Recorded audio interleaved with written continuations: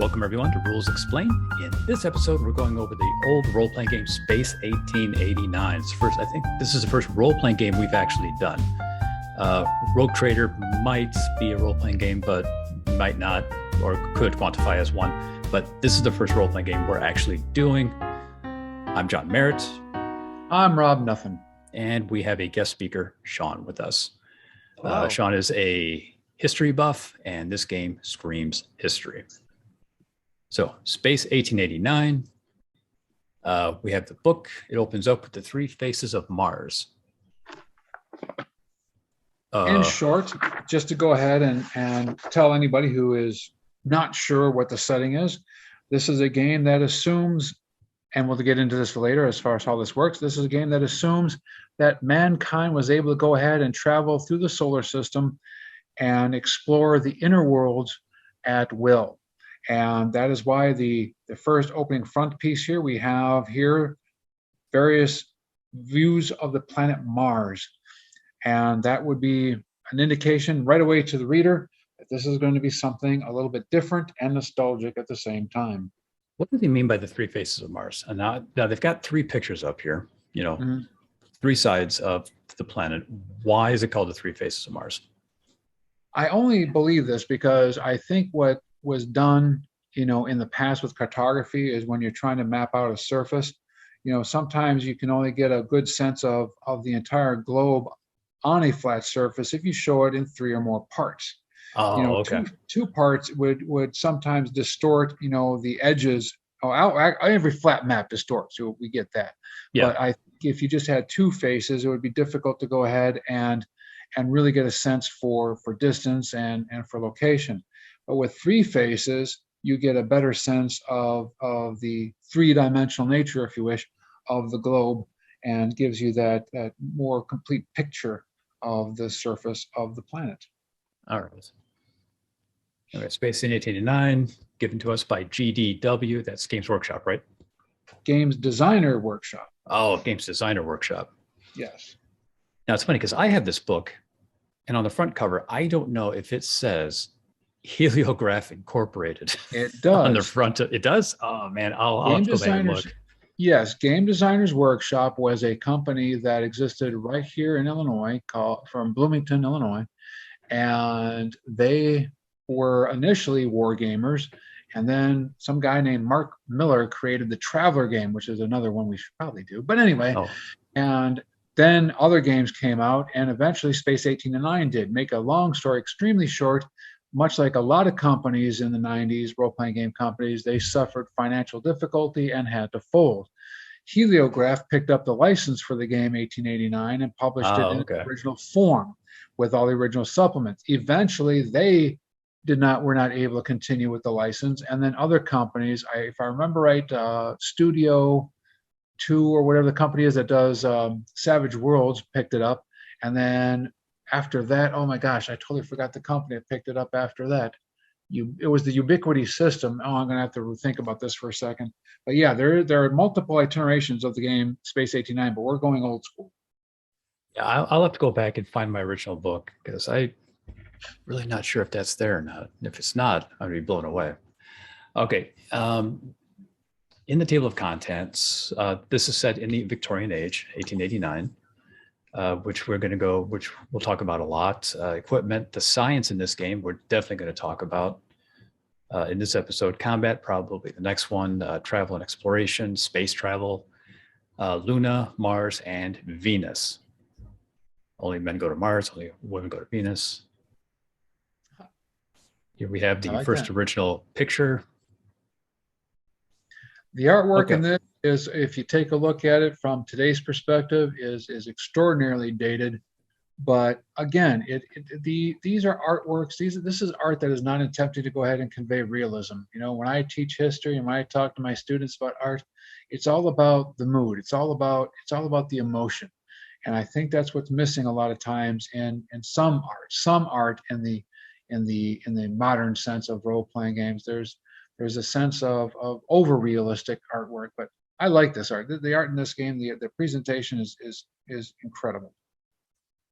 Introduction. Welcome to the world of Space 1889, a world filled with scientific wonders, Strange civilizations, international intrigue, and of course, adventure. Space 1889 is a science fiction role-playing game, but one with a difference. It is set in the 19th century at the height of Victorian colonial expansion. How is this possible?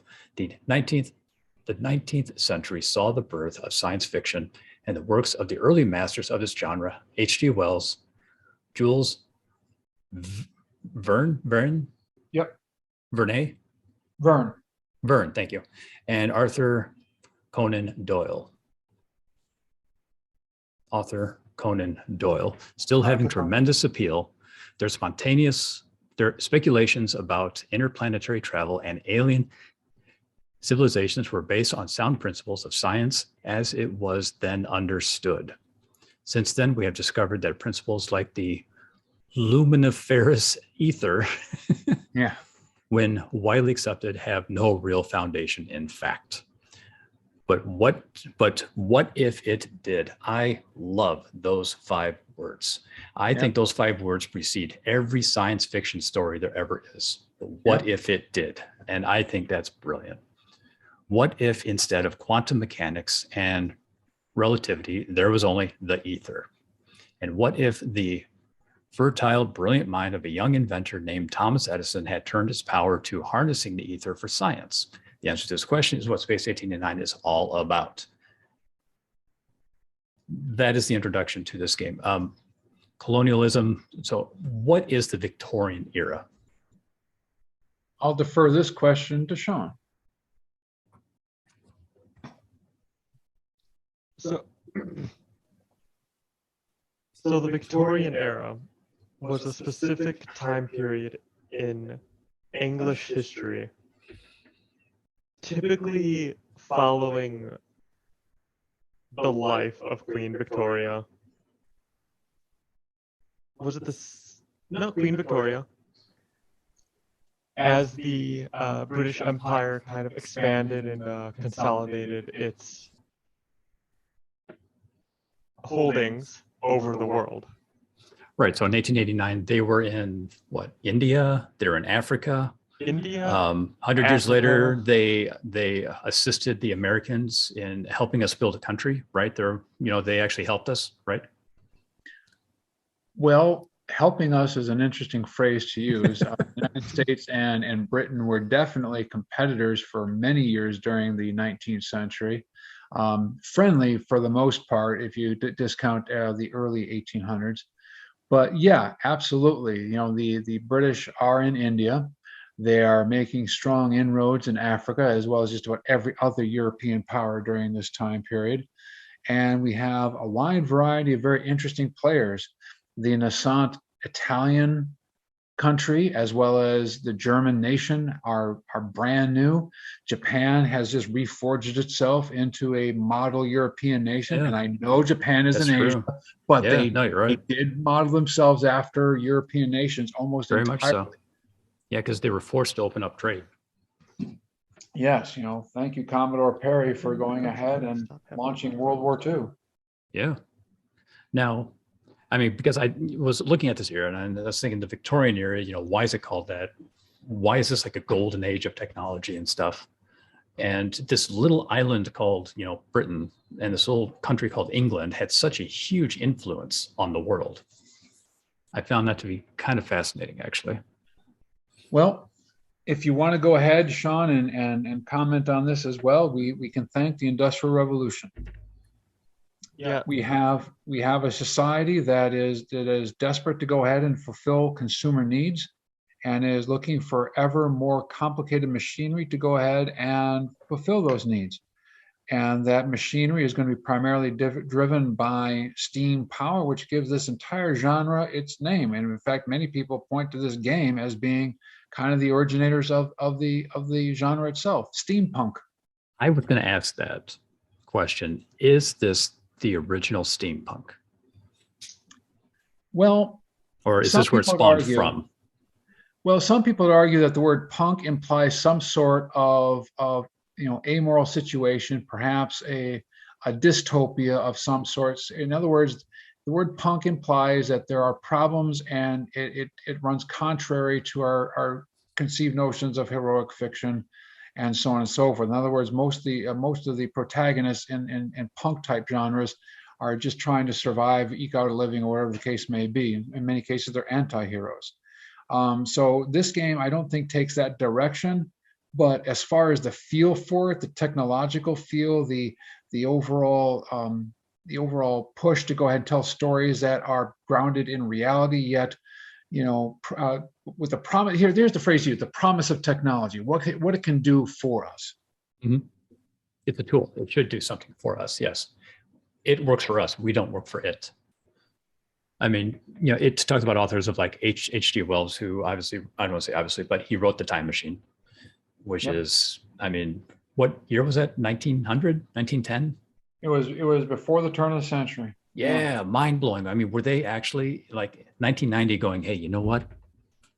We can go to the moon or Mars. What if we actually went there?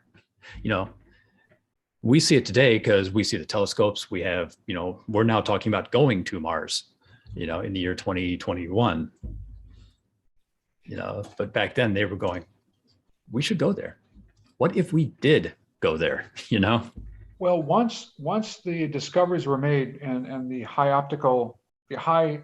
optic telescopes were making some very detailed observations of our nearest neighbors, and then you couple that with the Industrial Revolution, which seems to go ahead and make anything possible. I mean, the whole idea of traveling at 35, 40 miles per hour, oh my goodness sakes, can man can live at that speed?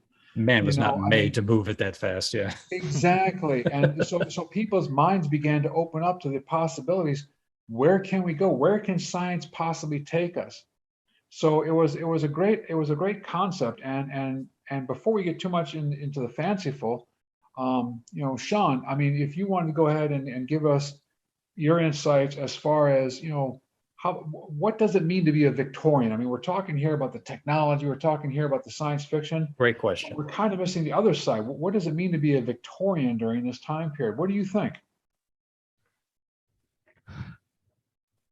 While I know the book does bring this up later on, as it does do a good job of going through the Victorian era and what it means for your character. In my mind, the Victorian era was kind of that archetypical I'm trying to think of the right word. Well, when you think of a Victorian, what do you think of? Generally, when I think of a Victorian, my mind goes to like a British man, with like the stereotypical mustache, the breech loader rifle, red shirt, plinth helmet. Is it a plinth helmet? Whatever. The helmet. So you think of the lifestyle, what they were wearing, what they were doing. What was a Victorian's attitude? What was the spirit of a Victorian? One of the first things I think of, is I almost think of this romantic desire to kind of go back to what was.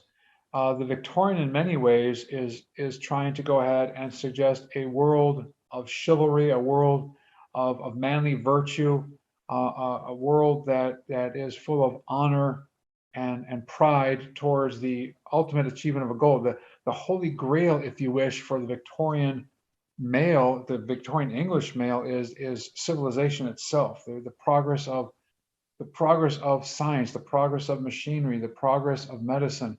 Progress in and of itself becomes this quest that the knights of the realm are seeking.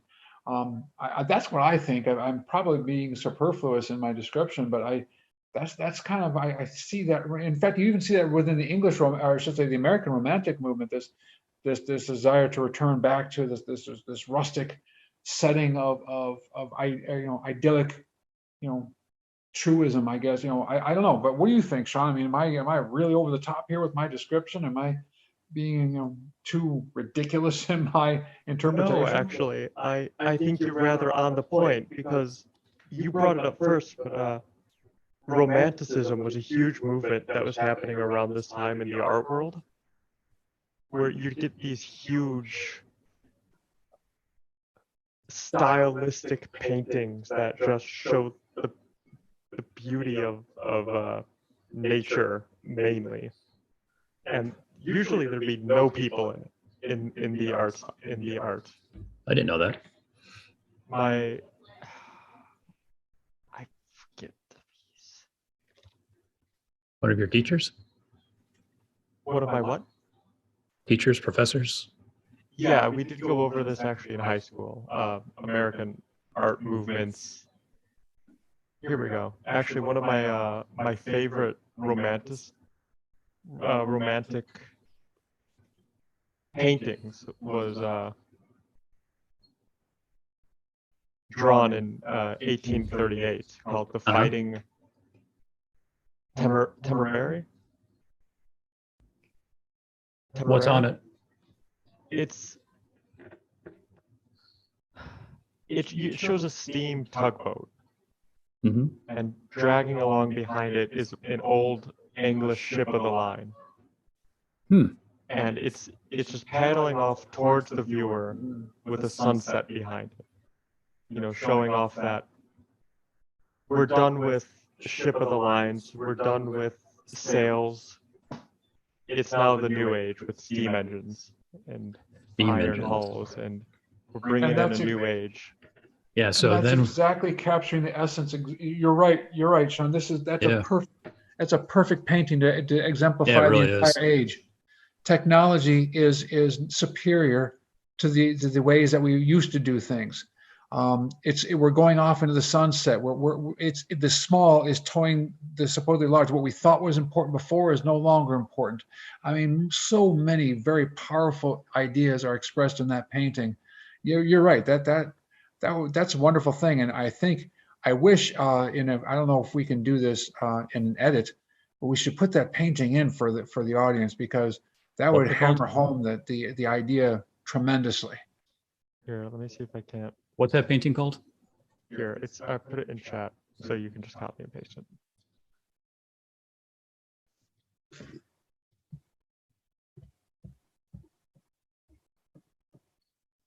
Yeah. Okay, that's the name of it. Got it. Okay. Images. There we go. Can't open that up. Oops. Oh, I see. Wow.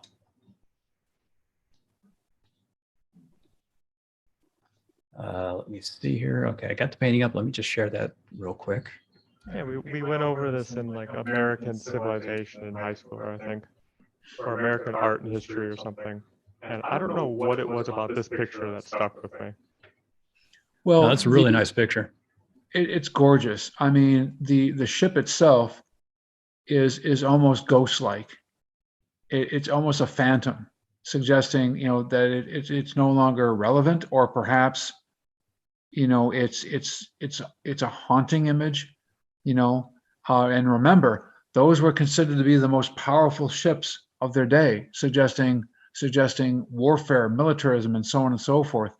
Is this painting suggesting somehow that technology is going to go ahead and make warfare obsolete? I don't know. I just love this painting. I saw it as technology is always putting itself obsolete. The next year's technology is going to put last year's technology obsolete. I mean, this is progress, I guess, would be the key word.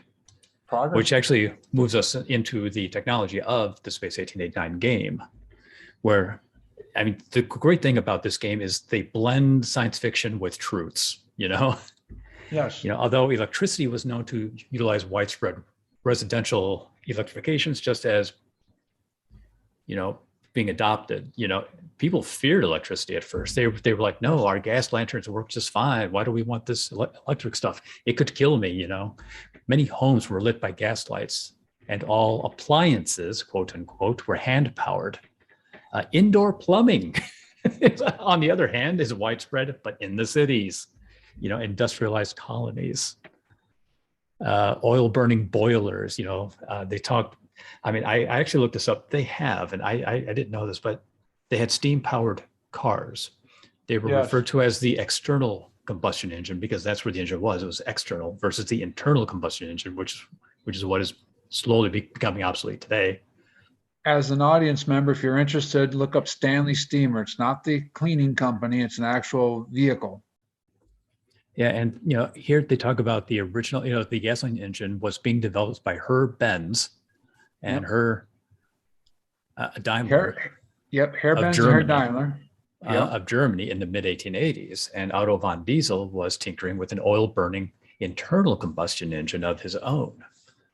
It was like, this is so cool, steampunk, steam-driven cars. They actually had hybrids. Can you imagine having a hybrid steam engine and internal combustion engine? The original hybrid. Transportation in the 1880s was not for like a single-person mechanical vehicles, but the story goes on to, and they just kind of say, all of a sudden, here it is. Thomas Edison, 1870, discovered floatwood or driftwood, or what did he discover on Mars? Well, first off, he has to go ahead and discover how to manipulate the ether Here it is. or ether. Right. And so he goes ahead and figures out that the devices he is creating will not function within an atmosphere, which, by the way, is a very interesting conceit of almost every science fiction universe, game, whatever you talk about. Almost nothing except for Star Wars hyperspace, apparently, which they start launching themselves into hyperspace in a planetary atmosphere nowadays. But that aside, almost every science fiction universe assumes you have to be outside of a planetary body for some distance. And that is a strict literary conceit. So that way you can go ahead and have these journeys. You don't go ahead and just get to go from hopping from planet to planet without somehow exploring through space. So to make a long story very, very short, Edison discovers that he has to go up to about 24,000 feet, I think is what the game fiction says. And off he goes. He lifts himself up with a hydrogen balloon, essentially, and he moves over to Mars. And that's when John, go ahead. Page. Oh, yeah. He gets to Mars and he discovers liftwood. Yep.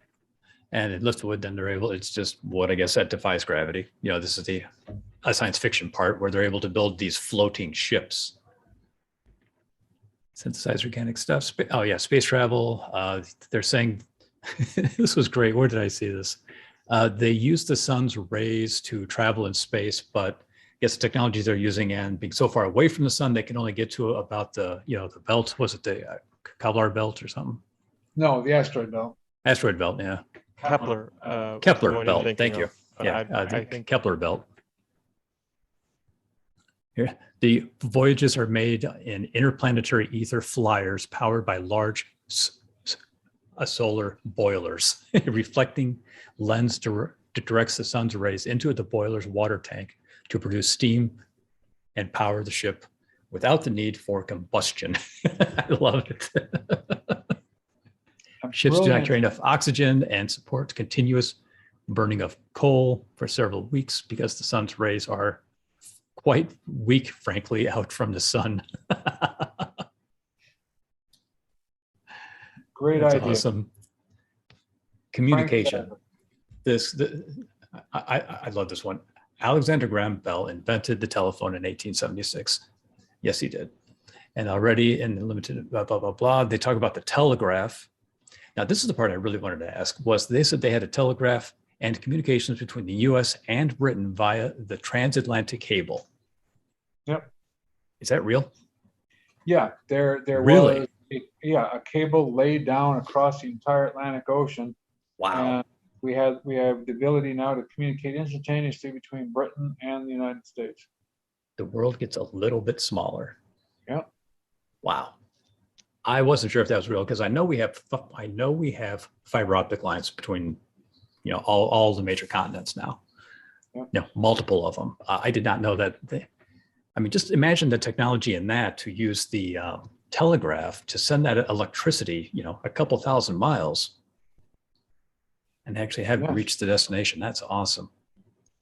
The heliograph consists of mirrors which reflect the sun's light towards the receiver, who sees a series of flashes.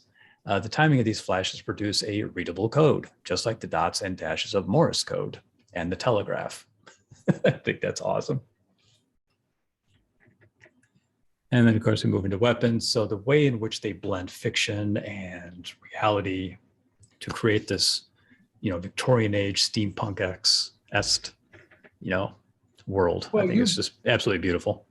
you brought up a great point when you're talking about the transatlantic cable, is that they so seamlessly, intertwine the fanciful technology with the real technology that existed, and you're just not exactly sure, is this real or not? I mean, when I first got this game back in 1989, Mhm. I was convinced that the Nordenfelds were fake, and there was no such thing as a Hotchkiss rotating cannon. I was like, that just seems so fanciful, but there were. So the science that they are creating is again suggestive of what everybody was sure of during this time period, is that science was somehow going to elevate us, somehow going to propel us in directions that we can't possibly imagine. And unfortunately, like H.G. Wells so famously predicted, the technology took us in a direction that we probably wished we had never gone. What do you mean? First World War. Oh, right. The Well, the These continue. things I mean, happen. Small yeah. skirmish, Oops. little Yeah, the disagreement. continue Don't the worry, continuous guys, we push home for on Christmas. resources and colonies and the drive to build bigger and better industries within these nations is going to go ahead and be some of the contributing factors, not all of them, of course, that are going to go ahead and push us into a series of catastrophes throughout the 20th century. But not yet, and that's why 1889 was such a fantastic concept, because the world was young, technologically speaking. The ideas were fresh, and for quite frankly, we were fairly naive, despite the fact that there were skirmishes here and there, and that for lack of a better phrase, that the Europeans were subjugating and oppressing, millions of people from around the world. There was a feeling that there was hope. There is a series. I'm going to give a shout out here on YouTube. This guy's got this channel. I'd highly recommend you look at. Was it Oversimplified History, Sean? Yes, Oversimplified History. He has 2 episodes on the First World War. Oh, amazing. Yeah. Explains it in such a great way. And it's so simple with the way he explains it. Highly recommended if you want to learn more about World War I in under the 30 minutes. No, he doesn't. Also, he doesn't only speak about World War I. He talks about, oh my gosh, what was it? It was the Honduran football incident. Well, he talks about a lot of stuff, but the point is, if you want to learn more about World War I, he's a great resource to go look at. So we move into weapons and international relations. I guess here's where we have the politics now. So Britain at the time was a constitutional monarchy. The hell's that? Oops, excuse me. I apologize. What is a constitutional monarchy? Yeah. Constitutional monarchy, very brief description. Back in the day, we can go all the way back to 1215 if we really wanted to on this one. The English nobles, and then followed by the English people very shortly after that, had decided to put increasing limits on the power of the king through a series of charters, which would eventually be called constitutions in the modern parlance. So the monarchs of England have been for centuries limited in their power in one way, shape, or form, especially by the constitutional instrument which is called Parliament. So that is what is referred to as a constitutional monarchy. They have an elected body, they debate laws, and the monarch does not have absolute power. And in many cases, their power can be checked by acts of Parliament. Although during the age of Victoria, the Victorian age, the Queen still did have quite a bit of influence, and in fact, you might use the Latin phrase "auctoritas." Despite her lack of actual power, her ability to go ahead and influence politics far outweighed her actual legal authority. At the time, America was a stable republic. France was an unstable one. Yes. Germany and Russia were empires ruled by hereditary monarchs. Yep. Japan was a society in transition, which is true. Meiji Restoration. Yeah. A lot of fun stuff going on at that time.